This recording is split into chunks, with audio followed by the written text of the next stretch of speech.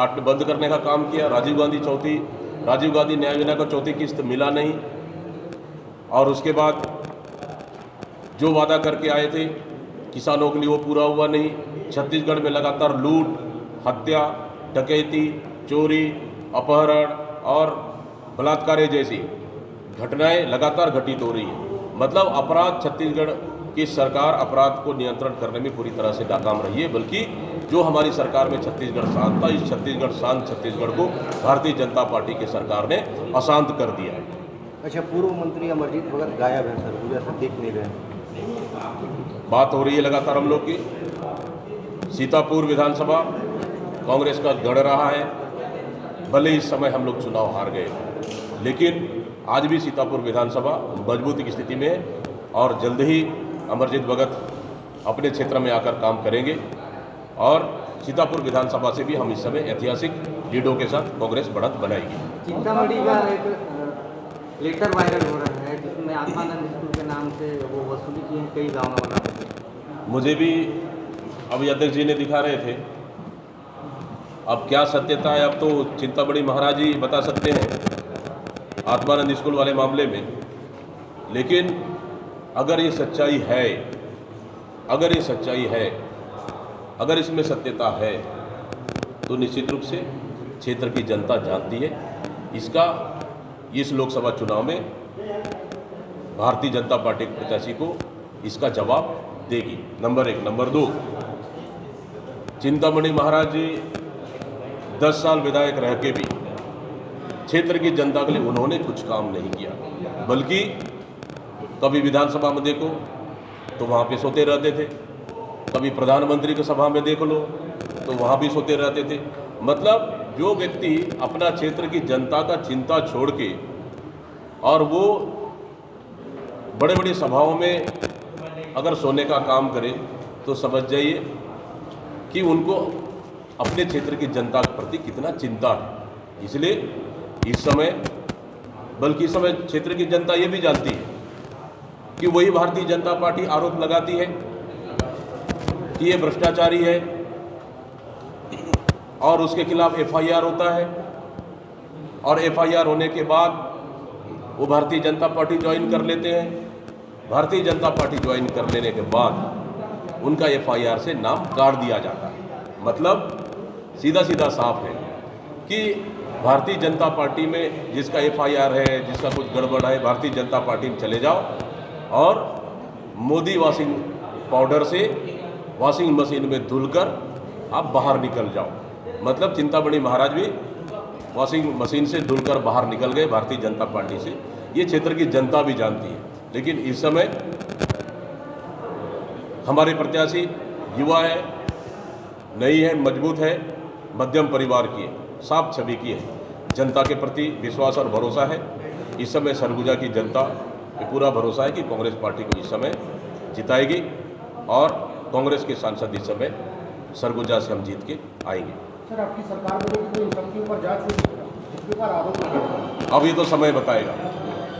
जिस तरह से भारतीय जनता पार्टी के नेता विपक्षी दलों के नेताओं को, मुख्यमंत्रियों को जेल भेजने का, ईडी, आईटी, सीबीआई के माध्यम से डराने का प्रयास कर रहे हैं और सत्ता का दुरुपयोग कर रहे हैं, कहीं ना कहीं लोकतंत्र के लिए बिल्कुल भी ठीक नहीं है।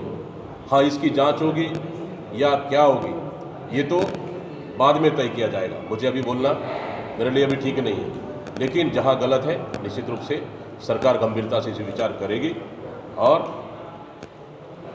जिस तरह से भारतीय जनता पार्टी ने दबाव की राजनीति कर रही है, इससे देश और प्रदेश की जनता इस चुनाव में भारतीय जनता पार्टी को जवाब देगी।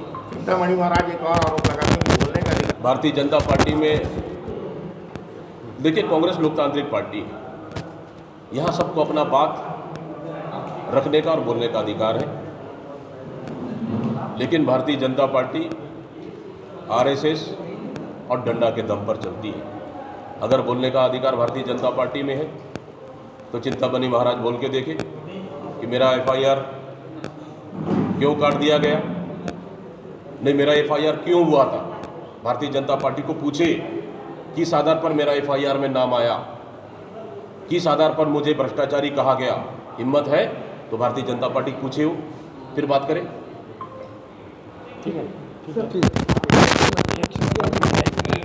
फर्स्ट और सेकंड चरण के मतदान के बाद छत्तीसगढ़ में कांग्रेस मजबूती के साथ चुनाव लड़ रही है और जिस तरह से वोटिंग हुआ कांग्रेस के पक्ष में वोटिंग हुआ है और दोनों चरणों की चारों सीटों में कांग्रेस पार्टी चुनाव जीत रही है।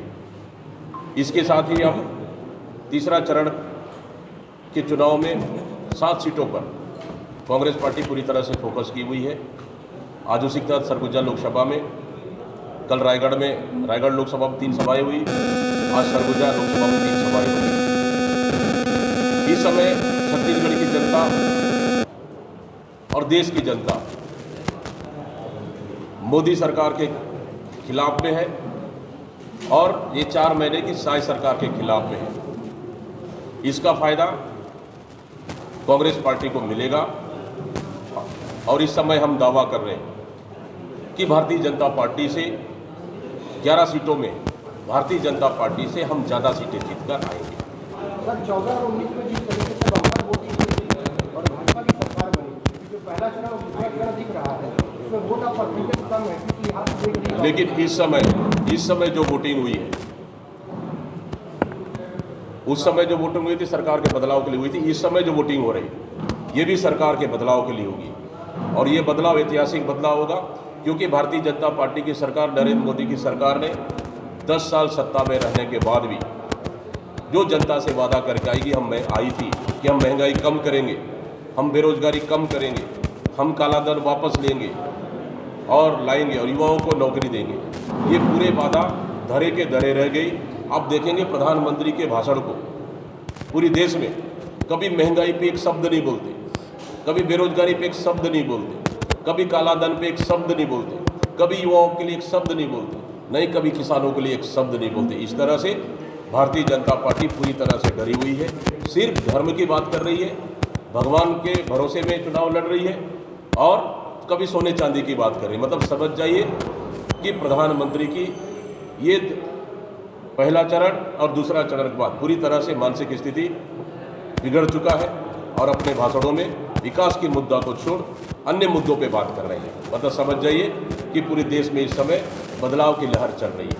तीसरे चरण के मतदान के लिए 10 दिन शेष बचे हैं। सरगुजा में छत्तीसगढ़ गठन के बाद आज से कांग्रेस की जीत पाई है, किस तरीके से क्या जीत का मंत्र मिलेगा? इस समय सारे रिकॉर्ड टूटेंगे, चाहे सरगुजा की बात हो, चाहे कांकेर की बात हो, या फिर बिलासपुर की बात हो, या फिर रायगढ़ की बात हो। सभी लोकसभा में इस समय छत्तीसगढ़ के अधिकांश लोकसभा सीटों में जो पुराने रिकॉर्ड, वो रिकॉर्ड सब टूटने जा रहे हैं और नया रिकॉर्ड बनेगा। 11 सीटों में, मैं फिर से कह रहा हूँ, 11 सीटों में भारतीय जनता पार्टी से इस समय कांग्रेस पार्टी ज़्यादा सीटें जीत कर आएगी। लगभग कितने सीट आने की उम्मीद है? मैंने कहा कि भारतीय जनता पार्टी से 11 सीटों में भारतीय जनता पार्टी से ज़्यादा सीटें जीतेंगी। हम भारतीय जनता पार्टी जैसे 400 का दावा नहीं कर रहे हैं। 400 भले दावा कर ले, यहाँ भले 11 का दावा कर ले, लेकिन 4 तारीख को छत्तीसगढ़ की जनता जवाब देगी कि इस समय देश में नई सरकार बनाना है और कांग्रेस को लाना है। ये जनता के मन में बस चुका है और इसका फायदा कांग्रेस पार्टी को जबरदस्त फायदा मिल रहा है। छत्तीसगढ़ में 75 पार के नारे लगे थे और कांग्रेस की सरकार चली गई थी। देखिए हम लोग, देखिए भारतीय जनता पार्टी ज़्यादा ओवर कॉन्फिडेंस में है। इस 4 महीने की सरकार ने छत्तीसगढ़ को बर्बाद कर दिया, गरीबों को राशन काटने का काम किया, युवाओं को बेरोजगारी भत्ता